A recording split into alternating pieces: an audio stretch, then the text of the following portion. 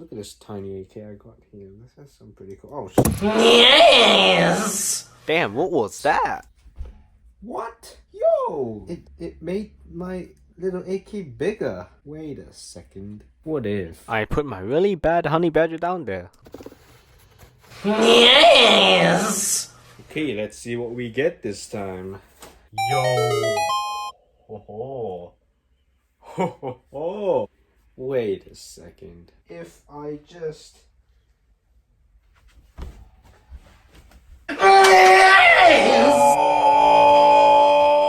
Hello there, my fellow cultured people. Today we will be looking at my Alexander Arms Tactical Complete Rifle, which is something really big, as you can see at the front there, which I'll explain later. I saw this gun once and I thought it was beautiful. And so I put it in the vault and it got folded, which I'm happy about because I really wanted to make this. So let's look at this build. But wait. This video is sponsored by the subscribe button. Have you ever watched a channel and you like its stuff, but when it uploads, you don't know it uploaded? Well, the subscribe button can change all of that. You just have to click it with the bell on, turn on the notifications, and then whenever the person uploads, you can watch the videos.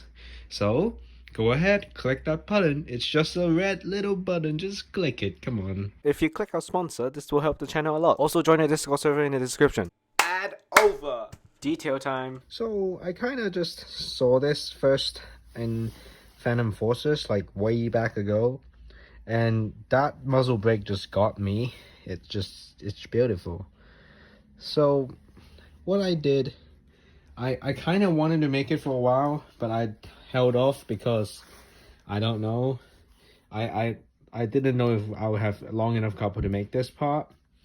Well, I do now, and I realized that it's not really that long as I thought it was. I'm proud of this one. If you didn't know or recognize already, this gun is the type of AR-15. This is what most AR-15s are chambered in. A little tiny cartridge 5.56. This is a 7.62, which is an AK round. This is a 50 AE, which is the Desert Eagles round. It's a 50 cal. But it's fired on a pistol, so it's not that accurate. Let me introduce to you 50 Beowulf. It's a 50 cal fired from an AR-15 that is the same exact size of a normal 5.56 AR-15, and it's more powerful and accurate because it's from a rifle barrel. This is awesome! Now let's look at the working parts in disassembly. So let's get to the most basic to the most complex. Mag release works. As you can see, it pushes out the other side, and then the mag can come out. And so I'm going to put the gun down. If this is a 5.56 mag, this would go on both sides, just like stacking like this, so it's 30 like this. But this is a 50 cal, 50 Beowulf, and so it fits the whole mag, and you can put like 10 rounds, that's all. But it's really big. And so basically the mag holds the bullet and it can go in the mag well nicely. Here we have a curved grip. The grip on the actual thing looks kind of weird, so I just kind of whatever and just built a random grip, but it fits well, it feels nice, and so yeah, I kept it. And then I changed the selector to ambidextrous because it's cool. I can do this. So yeah, the real one doesn't have auto, but this upper can fit any lower. I made it to be able to go full auto cause why not? Panic mode, go full auto. Brrr. Dirty. Working trigger, as you can see. And this gun's really detailed, to be honest. As you can see on the bottom and stuff. And so, to the back, we have the stock. And this part, normally, like old ARs, you pull this pin out and then the thing goes. This time, this actually slides. And then it's spring-loaded, as you can see here. So basically, yeah. As you can see, it doesn't move. It can move a little bit because of the holes. They're big. There's 3 selectors, and then here you can see stock working like this. You can see the pin. So yeah, that's pretty cool. It has a working stock. It feels nice. Let's look at the bolt. It has this charging handle. I made the Raptor charging handle. I don't want to make the side charging one because it's going to be hard to make it work reliably and not break on me. And I think the MB charging handle actually works both ways, but I'm too lazy and it's too hard to make it work reliably. But yeah, as you can see, the charging handle is it works, spring loaded. On the front, the Picatinny rails are beautiful. It has this kind of working bolt release. Doesn't really work like the real one, but it's there. You can tap it. And then the front here, these are the side panels. I made these with glue, like the grids, because they feel kind of nice. They feel nice. And then this part, the holes. Just look at the holes. They're beautiful. They are beautiful. And at the front here, we have some M-lock holes, which I'll show you later. I made a M-lock thing that can actually climb on this. And to the very front, we have the muzzle brake. As you can see here, this is a pretty nice, beautiful muzzle brake. And so, let's get into disassembly. And some key features I think it's pretty important to make in an AR. So first, we already it's safe, which is good. We drop the mag from the mag release. There we go. We make sure it's clear by pulling back the bolt. And then we take out the rear pin. To make like this entire thing, like this whole upper disassembly thing, I had a pretty weird kind of attitude, and it's just, if it works, it'll work. If not, I'll just glue the whole thing in. So it ended up working, and it fits quite well, and it doesn't wobble at all after I put the pins in, and so I kept it.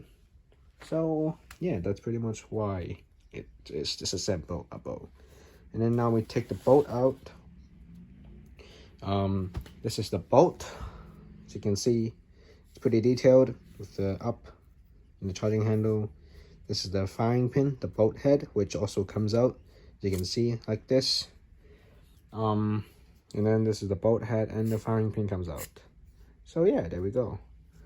I didn't make this part to be able to like come apart as well, because if I did, this would be very hard to make, this middle section.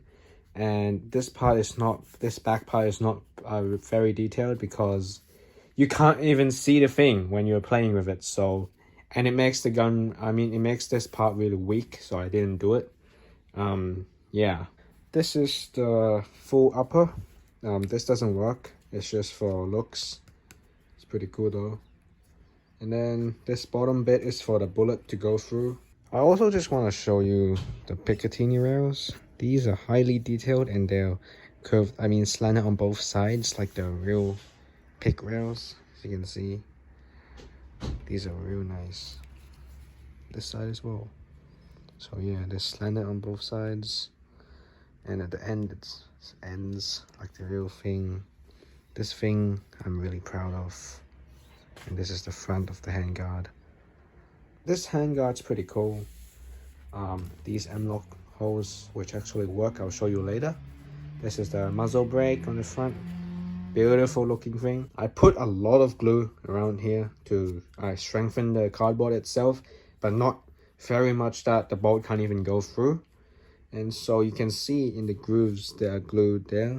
I'm gonna flash it, flashlight. There's quite a lot, because this slot, it's like a string.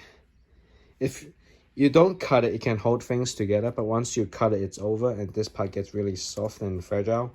So I have to put a lot of reinforcements to make it actually, make the bolt actually come out. So yeah, that's the story about it.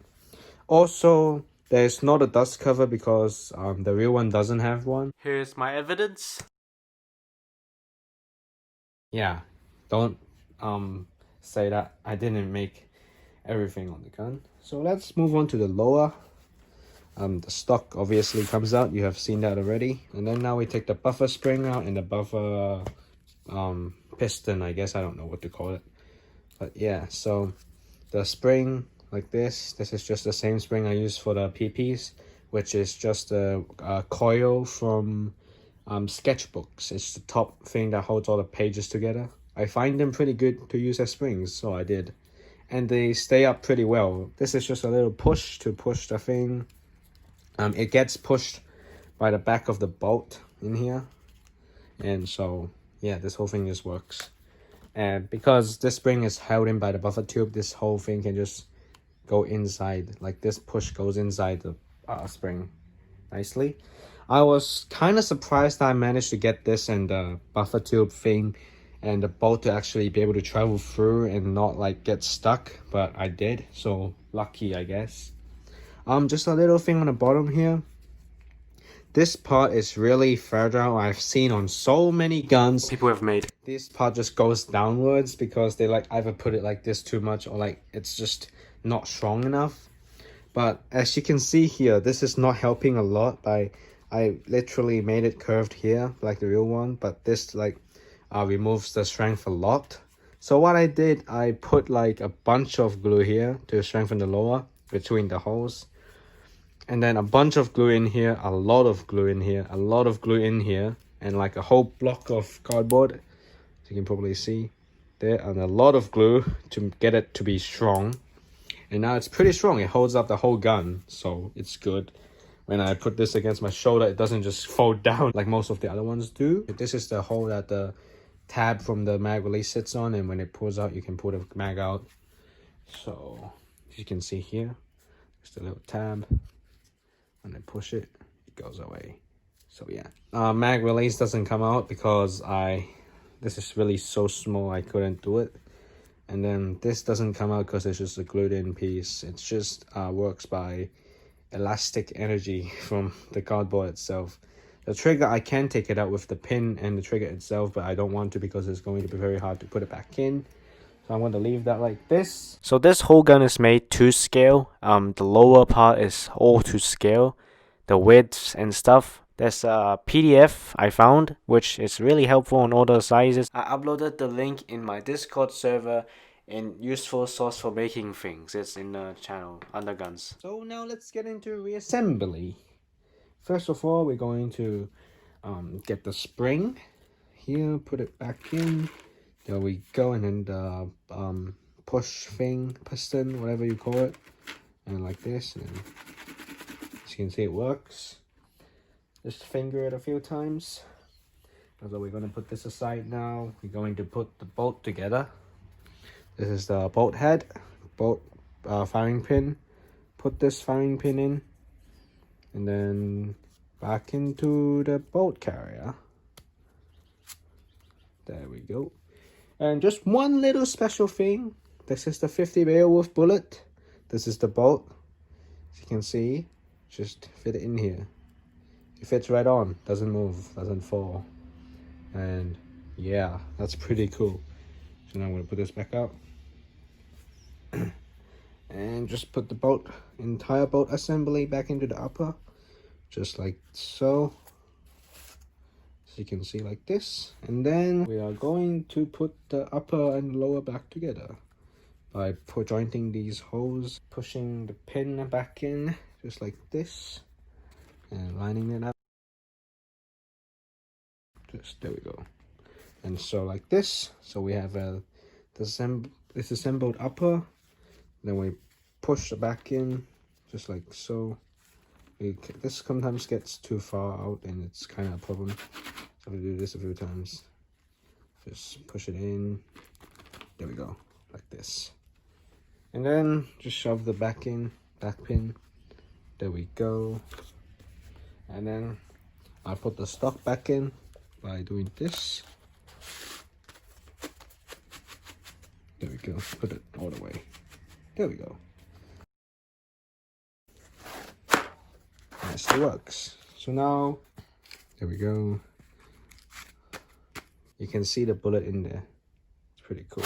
It doesn't feed because I don't know how to do that, but to be honest, I really like this, how it turned out. It's really nice. So now let's look at attachments. The reason there's no front side or rear side because the rear one doesn't have one, and I made a scope for it. That's why I made a scope for it. It's just a normal little precision scope. It's pretty detailed, I guess. There's a dial here you can actually turn and click, click, click, click, click, click. So yeah. And then you have backup iron sights, kind of work. To prove to you that the pit rails actually work like the real ones, I'm going to mount some real sights on it. Here we have a red dot sight. You can see it works. And to prove to you that this gun's pretty strong as well at the same time.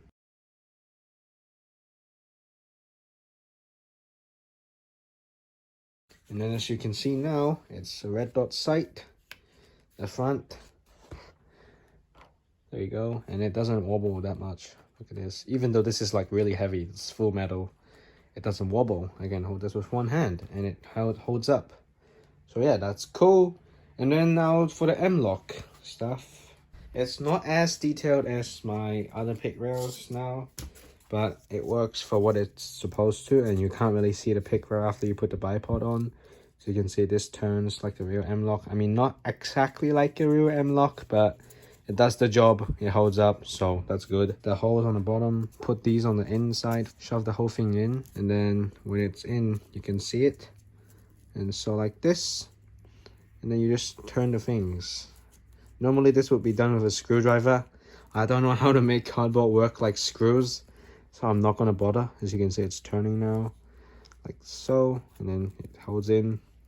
You put your bipod over it and you can't see the whole thing, so it doesn't really matter if it's detailed or not. Just put it in. And there we go. And so yeah, we have the working bipod. It holds the gun up. M-lock is pretty cool, I guess.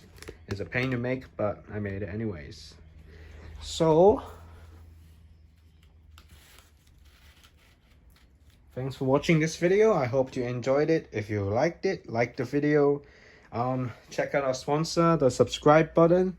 And if you want to vote for the next gun, go to our Discord server, which is in the description below. And I'll see you cultured people next time. Bye bye.